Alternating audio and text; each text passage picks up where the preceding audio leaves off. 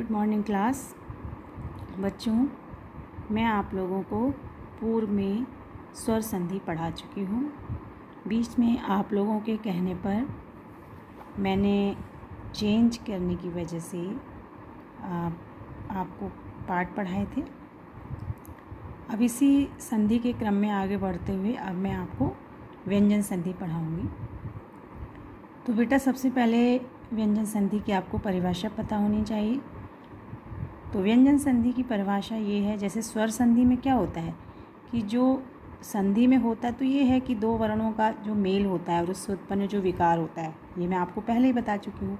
तो स्वर संधि में क्या था कि जो दो वर्ण मिलते हैं वो दोनों के दोनों ही अनिवार्य रूप से क्या होने चाहिए, स्वर होने चाहिए। तो ये तो स्वर संधि की हुई। अब है व्यंजन संधि की, यहाँ पे आपको सीखनी है। तो व्यंजन संधि ये कहती है कि व्यंजन का यानी कि पहले शब्द का जो अंतिम वर्ण है वो तो अनिवार्य रूप से व्यंजन हो, और जो दूसरे शब्द का पहला वर्ण है वो कहीं पर तो व्यंजन भी हो सकता है और कहीं पे वो स्वर भी हो सकता है। यदि ऐसी स्थिति बनती है तो उससे उत्पन्न जो विकार होगा उस वहाँ पर क्या होगी, वहाँ पर व्यंजन संधि कहलाएगी। तो मुझे लगता है आपको समझ में आ गया होगा। स्वर संधि में क्या है कि दोनों वर्ण जो मिलते हैं वो अनिवार्य रूप से, आवश्यक रूप से क्या होने चाहिए, स्वर होने चाहिए।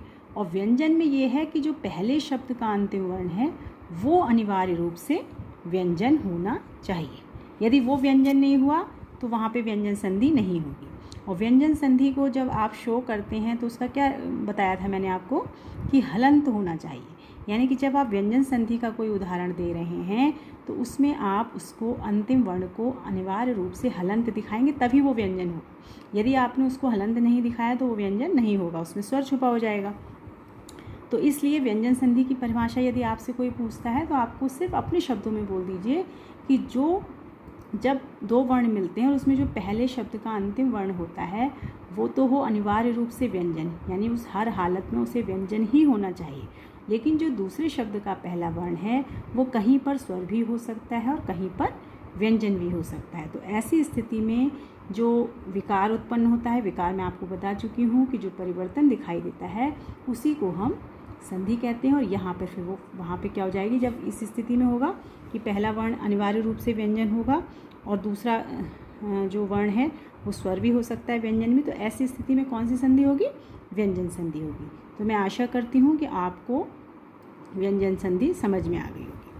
अब इसमें इसी क्रम में मैं आगे बढ़ते हुए पहले आपको, और मैं आपको बेटा दो ही दो करके समझाऊंगी क्योंकि स्वर की तुलना में ये थोड़ी सी कठिन है।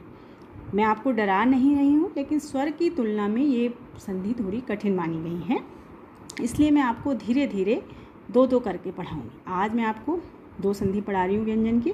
उसमें पहली संधि है इष्टुत्व संधि। तो इष्टुत्व संधि क्या है, संधि का नाम है इष्टुत्व संधि और इसका सूत्र है इस्तोह इष्चुनाश्चु। तो यदि बच्चों आपने सूत्र याद कर लिया तो आपको कोई दिक्कत नहीं होगी संधि को करने समझने में। बस आपको सूत्र याद करना बहुत ज़रूरी है। तो सूत्र आप देखिए, ये जो सा दिख रहा है आपको, ये दंतस्थ सा है। तो दंतस्थ सा यानी सकार के बाद, इसको हम संस्कृत में परंपरा है ना इस तरह से बोलने का, सकार इस तरह से। तो इस सकार के बाद यानी दंतस्थ सकार के बाद क्या, और तवर्ग आए और या फिर शकार आए यानी तालव्य शकार आए, तो दंतस्थ सा को तो क्या हो जाता है, तालव्य सा हो जाता है। और जो तवर्ग है उसको क्या हो जाता है, तवर्ग के बाद चवर्ग आने पर उसको, तवर्ग को भी क्या हो जाता है, चवर्ग हो जाता है। तो आपको समझ में आ गया। फिर एक बार बता देती हूँ, यदि सकार के बाद, सकार मैं आपको बता रही हूँ कि जो दंतस्थ सा होता है जिसको आप सेब संतरा लिखते हो, जिससे उसको हम दंतस्थ सा बोलते हैं, ये सब आप उच्चारण स्थान में पढ़ चुके हो।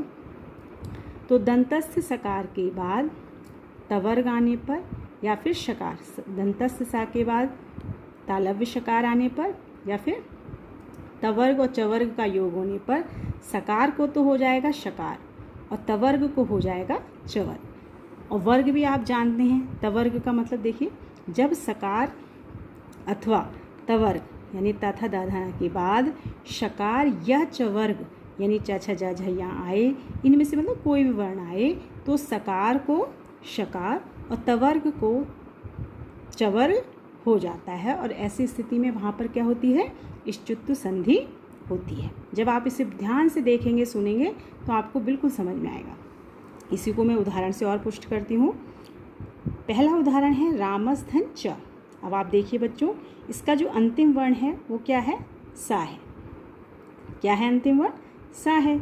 और इधर तो वो क्या है, अब देखिए सारे जितने भी उदाहरण हैं सब में हलंत लगा होगा क्योंकि आप व्यंजन संधि पढ़ रहे हैं। तो रामस का जो सा है वो क्या है, व्यंजन हो गया। जैसा अभी मैंने आपको बताया था, व्यंजन संधि की पहली शर्त ही यही होती है कि उसमें अंतिम वर्ण क्या होना चाहिए, अनिवार्य रूप से व्यंजन होना चाहिए। तो और फिर यहाँ पे जो इष्टुत्व संधि पढ़ रहे हैं उसमें ये है कि यदि दंतस्थ सकार के बाद किसका, अब यहाँ पे क्या है, चवर्ग आ गया ना, तो ये दोनों का योग हो गया। तो ऐसी स्थिति में क्या हो जाएगा, सकार को शकार हो जाएगा, हो गया ना। इसलिए ये रामस धन चा का क्या बन गया, जब विकार होके। अब आप देखेंगे ना, पहले शब्दों में कोई अंतर आया है क्योंकि जो संधि होती है तो आप पहले ही जान चुके हैं कि दो वर्णों के मेल से होती है। तो इनके मिलने से जो परिवर्तन होगा वो एक ही वर्ण में होगा। तो यहाँ पे आप देखिए ना, पहले शब्द में कोई अंतर आया है। आप देखिए राम का राम ही रहेगा, चा का भी चा ही रहेगा। सिर्फ अंतर किस में आया, इस दंतस्थ सकार को तालव्य शकार हुआ इष्टुनाष्टु सूत्र से। तो यहाँ पे क्या हुई, इष्टुत्व संधि। ऐसे ही है दुस्धन चरित्र। अब यहाँ पे भी देखिए ये दंतस्थ सकार है और इसके बाद चवर्ग का योग हुआ, तो फिर यही वाली स्थिति बन गई। ये सारे नियम इस पे लागू हो गए इष्टुत्व संधि के। और इसलिए चूंकि ये दंतस्थ है तो इसका विकार हमेशा और हमेशा क्या होगा, शकार होगा, तालव्य शकार होगा। तो इसलिए यहाँ पे शब्द क्या बन जाएगा, दुष्चरित्र। आप देखिए न पहले का दू में कोई अंतर आया, न चरित्र भी वो वैसे का वैसे ही रहेगा। बस फर्क किस में पड़ा, अंतर विकार किस में आया, इस सकार को, जो कि मैंने अभी आपको ऊपर बताया कि सकार को तालव्य शकार हो जाता है। अब इसी का तीसरा उदाहरण हरिस-धन शेते। उसमें भी देखिए सकार के बाद, दंतस्थ सकार के बाद क्या आया है, तालव्य शकार आया है। संधि इन्हीं के बीच तो होती है, प्रथम शब्द का अंतिम वर्ण और दूसरे शब्द का पहला वर्ण। तो यहाँ पे दंतस्थ सकार है और यहाँ पे तालव्य शकार है। तो इस दंतस्थ सकार को भी इस संधि से क्या हो जाएगा, तालव्य शकार हो जाएगा और रूप बन जाएगा हरिष्येति। तो बच्चे क्या करते हैं, अक्सर और चीज़ों से भी छेड़खानी करते हैं। तो इसीलिए मैं हर शब्द में बता रही हूँ कि पहले और बाद वाले शब्दों में कोई छेड़खानी करने की जरूरत नहीं है। आप देखिए जो इसका परिवर्तित रूप है उसमें आप हरि का हरि रहेगा और शेते का शेते ही रहा। बस जो परिवर्तन आया है वो सिर्फ इस वर्ण में आया है, जो वर्ण में विकार हुआ है, यानी इस सकार को शकार हो गया इन दोनों के योग के होने से। फिर है सद-धन जना। अब देखिए ये तवर्ग में है, द किस वर्ण, इसका जो अंतिम वर्ण द है वो किस में आता है, तवर्ग में आता है। तो तवर्ग के और यहाँ पे चवर्ग का जन का जा क्या है, चवर्ग का है। तो ये दोनों का योग होने से इस तवर्ग को भी क्या हो जाएगा, चवर्ग हो जाएगा।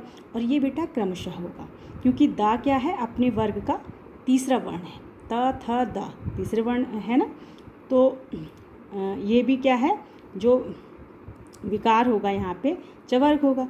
तो यहाँ पे भी तीसरा ही वर्ण होगा, यानी चवर्ग का तीसरा वर्ण क्या है, च छ ज है तीसरा वर्ण, इसलिए यहाँ पे तीसरा वर्ण होगा और रूप बनेगा सज्जना। ऐसे ही उच्चारणम, उत्धन चारणम।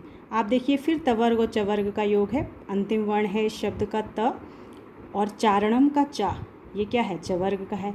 तो हो गया ना दोनों का योग। तो ऐसी स्थिति में तवर्ग को जब चवर्ग हो जाएगा और वो क्रमशः होगा, तो ता भी अपने वर्ग का क्या है, प्रथम वर्ण है।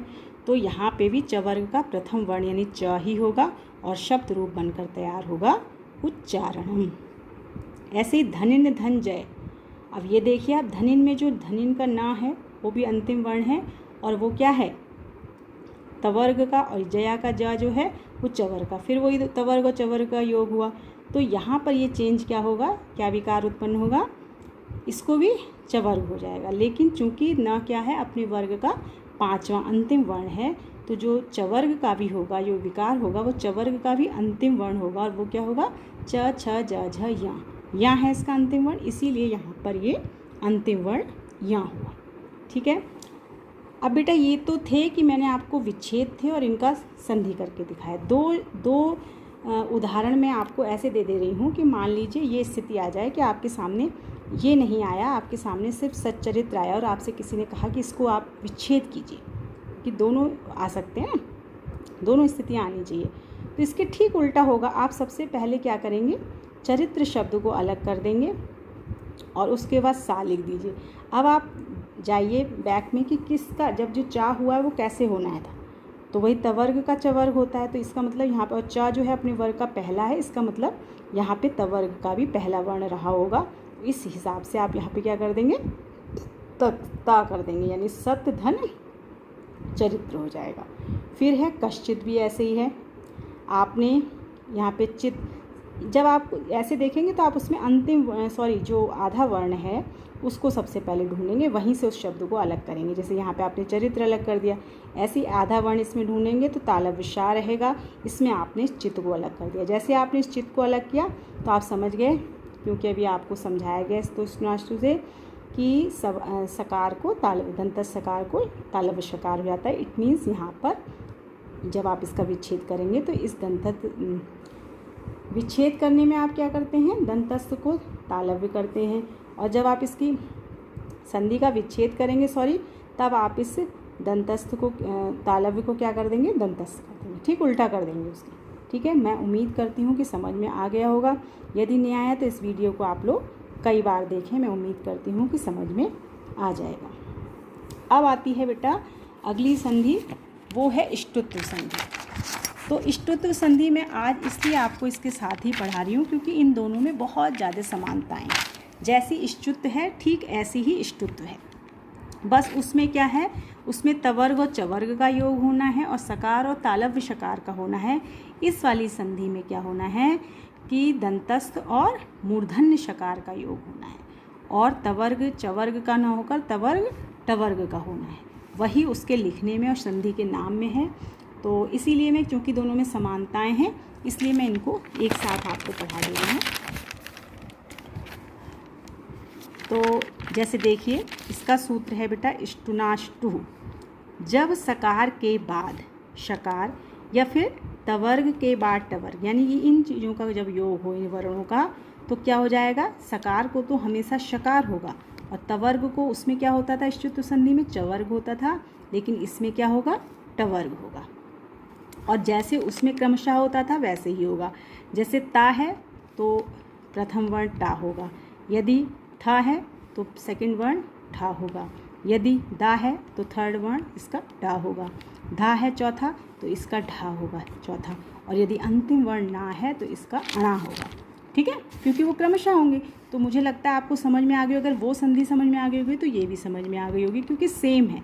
बस क्या अंतर है, उसमें भी दंतस्थ है, इसमें भी दंतस्थ है, लेकिन उसमें होना क्या है, तालव्य शकार होना है, इसमें मूर्धन्य शकार होना है, षटकोण वाला।